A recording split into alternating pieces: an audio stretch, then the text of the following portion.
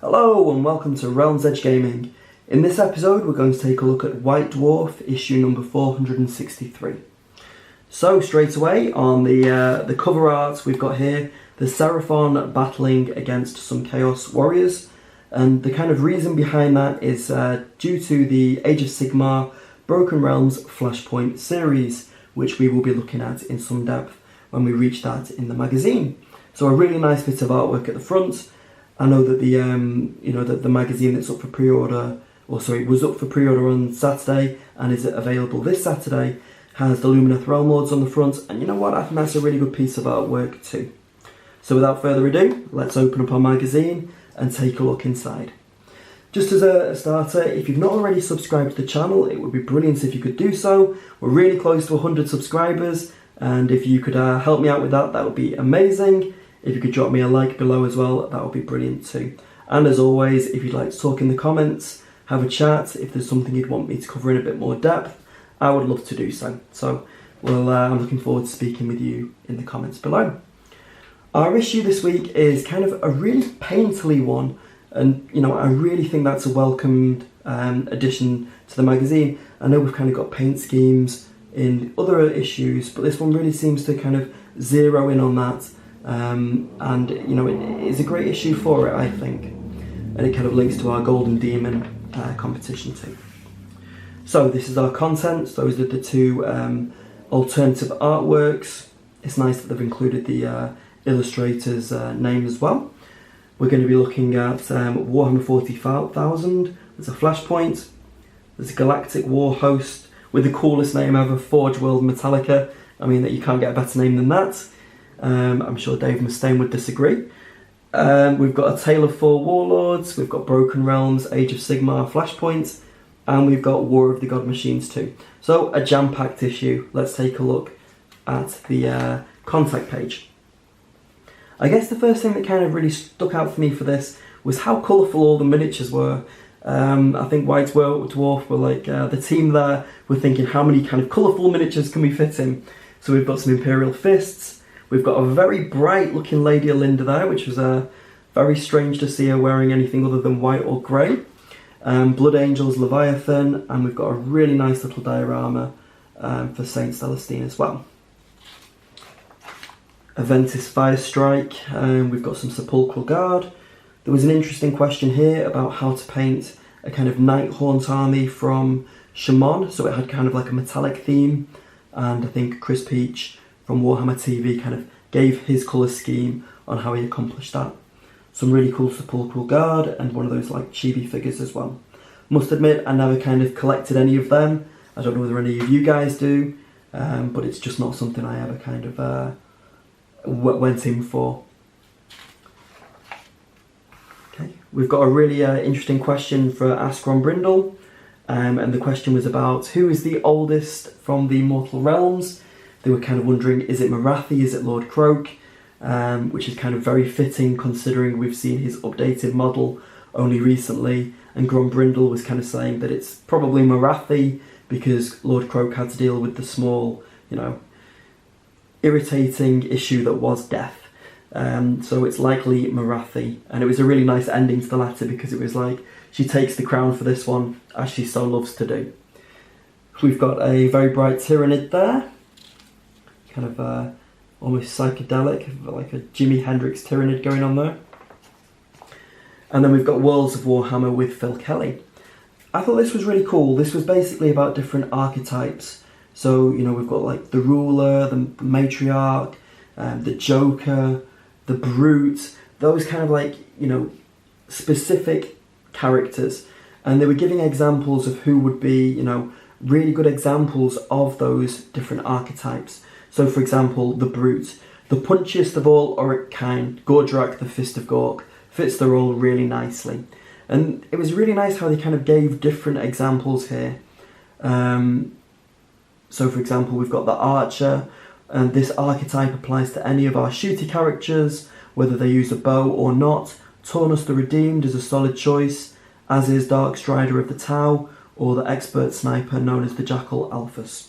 So a really nice kind of mix of both gaming systems or different gaming systems with the different characters. they kind of came up with a really good point as well, you know, to make interesting characters. So factions or professions or characters that don't necessarily fully fit in with that archetype, and, you know, maybe blur the lines between a couple of different ones. So that was a really nice article there. Moving on to our Warhammer 40,000 section, a really nice bit of artwork there. Sometimes I kind of hope that, you know, Games Workshop would publish, you know, artwork that would be available to purchase, because I don't know about you guys, but I for one would certainly be picking up a couple of pieces. You know, a couple of years ago I got the Advent calendar, and that had some beautiful artwork in it too. Right, Forge World Metallica. It says Galactic War Hosts is a series of modelling and painting articles focusing on the many factions and sub-factions of the 41st millennium. In this instalment, we journey deep into the Charadon sector in search of the Skitarii legions of Forge World Metallica. A really nice little painting guide if you want to follow along. Really like how they break this down, you know, step by step. I think it's done really well, and kind of, I suppose, the next best thing to having one of those, you know, Warhammer TV painting videos. Some really well painted minis. And then we move on to the Triforge Cluster. It says here, the galaxy has been torn asunder, new war zones exploding into life with ever increasing frequency. In the fourth part of this Flashpoint series, the industrial worlds of the Charadon sector come under attack from the Death Guard and the Thousand Suns.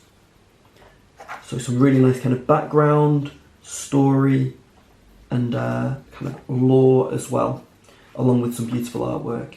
Then we move on to a little bit of fiction. This is called The Great Drowning, and it says, on the factory world of Septius, the already high lakes and rivers have begun to rise, sickness has taken hold, despair is rife, there is little hope for the Imperium's defenders, but a little bit may be enough in this collection of battlefield exploits by Callum Davis. I always think the writing, the fiction from, you know, the Warhammer team is always such a high standard. I absolutely love it. It's always incredibly well written. We've got some here. We learn a bit more about the Triforge Cluster. Once a powerhouse of Imperial industry, now risks falls into the hand of the arch enemy. So we've got some nice kind of rules if we want to play along those kind of settings. Echoes from the Warp. This is a painting challenge. There's a bit of a bingo there. See how well they're getting on with their various armies. Some Necrons. And then we've got Faith Under Fire. So this is where we take a look at some of the Golden Demon entries. And you know what, there's some really nice inspiration here. You know, whether or not you play Age of Sigmar or 40k, I just think there's something here for everyone. You look at the kind of way that they've designed their bases, they're like dioramas. You know, it almost looks like, to my eyes, like you're watching a film and they've kind of paused it, and like the most kind of action-packed points. I really like this, how they've used the kind of vertical height, even though it's on a relatively small base. Some beautiful painting there. Love the contrasting colours between the base and the actual kind of chapel. And this one's just super cool as well, because it's so grim dark, and, you know, it just kind of is. You imagine that you kind of see that kind of artwork in the Battle Tome, or sorry, I should say Codex for 40k. Some really nice camouflage power armour. Yeah, so super cool. Right, moving on to Warhammer Age of Sigmar, and this is our Broken Realms Flashpoint. As a bit of a disclaimer, I'm not going to go into too much detail about the story, but I think it does very much link in with the Be'lakor Broken Realms book that's going to be released on pre-order this Saturday. So if you don't really want to know anything about any of the story that I imagine might be coming up, it might be worth revisiting this video once you've read through it. But if you're happy to kind of talk about what Tepok's Eye is, you know, listen on and we'll have a chat. So I really like the introduction here. The artwork's great. We've got the kind of key players that you can see straight away. We've got the Seraphon, and then we've got the Chaos Greater Demons, who are being manipulated and, you know, I would say coerced by Be'lakor. So we've got the Greater Demon of Tzeentch, Khorne, and then the Seraphon, which are kind of trying to, you know, do their best to secure something. So let's crack on. So it's the Call the Tome Celestial, and this is the battle for Tepok's Eye. Basically, what Tepok's Eye is a kind of mechanism, and it's massive. It's in the realm of Shamon. The only way I can kind of describe it is like an enlarged engine of the gods, and the Seraphon are protecting it.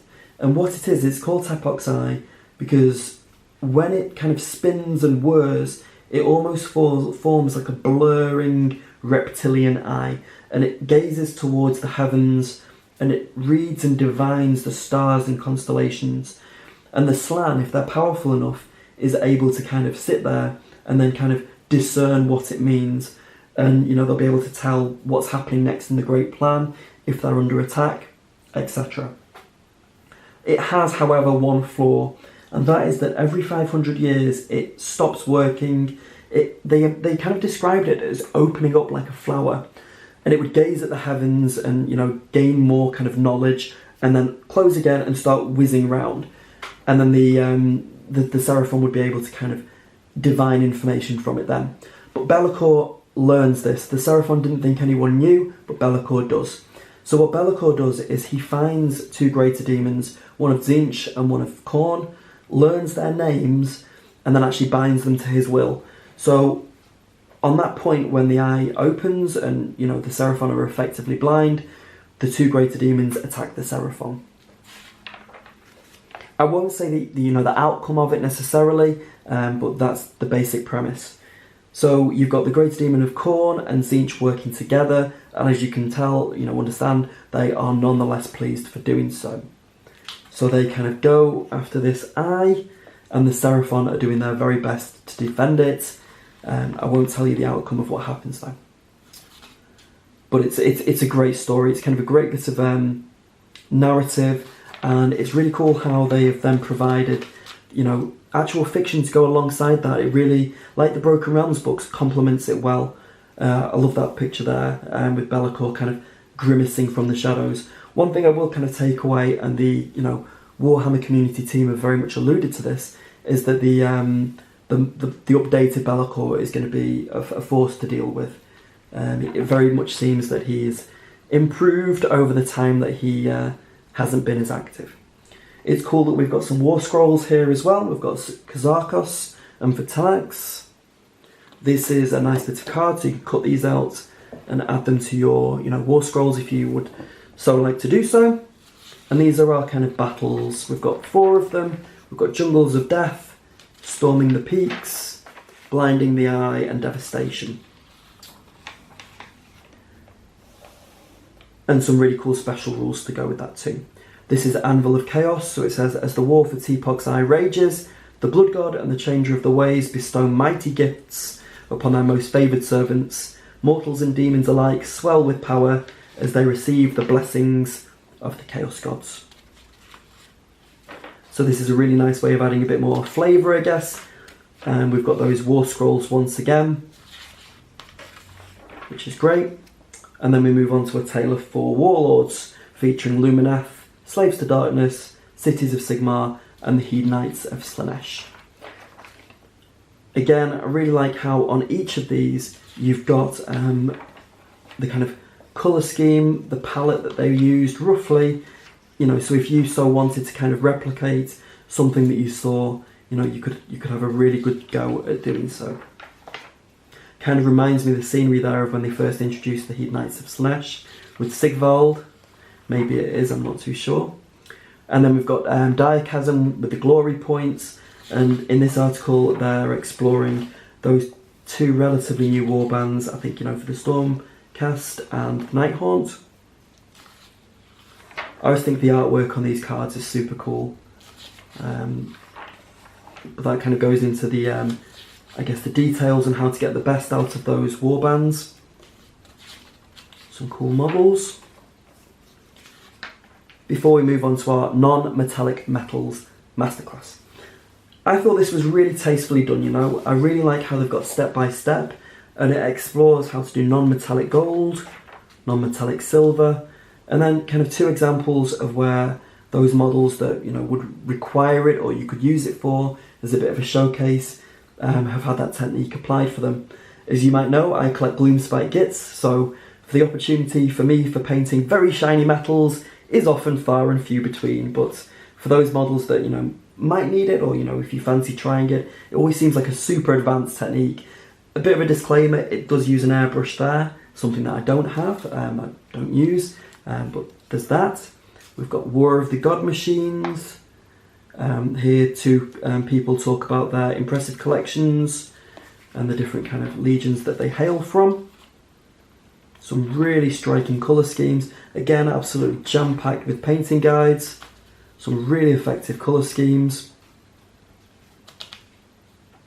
There we go, and then we move on to Necromunda. We've got a couple of scenarios. We've got Mercy Mission, Dome Rush Target Practice, before moving on to the Liber Xenologis. So it says here, many are the aliens that lurk in the vastness of space, waiting for their moment to eradicate mankind. Fortunately for us humans, rogue trader Janice Drake has amassed a fair amount of knowledge on the Xenos, as presented in this thesis. And there's some really nice artwork here. I really hope they kind of do something similar for the Age of Sigmar universe, because I just think it's a really nice kind of touch, and an interesting exploration. Got a bit of Middle Earth now, modelling Bilbo's trolls, the ones that get turned to stone. All the techniques and materials that were used to create the kind of mini diorama centerpiece.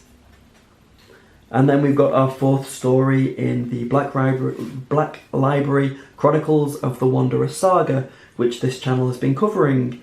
So now that I've got the fourth issue with this in, I'll be able to create the next kind of abridged version of the story. And it's a lot of information. This is kind of what takes a while to do, because there's a fair few pages, and I'm trying to kind of give you guys the information as well without losing any of the kind of nuances, characters or details. So those videos have been a little bit longer than I anticipated, but you know what? I've really enjoyed doing it. And I think we've got two more after this. We've got story 5 and 6, and then I imagine that will kind of lead into the Broken Realms book, the next one. I do think it's going to be something Dwarden at least. But if you've not seen the videos, they are worth checking out. This is from the perspective of a Caradron Overlord, so if you're looking forward for that perspective, this is where it's going to be. A little bit of information on inside the studio. Again, some really nice colour schemes, paint work there. And then next issue is apparently The Fallen. I have to be honest, I've got no idea what that could be, so if you have any ideas, I would love to hear them in the comments below.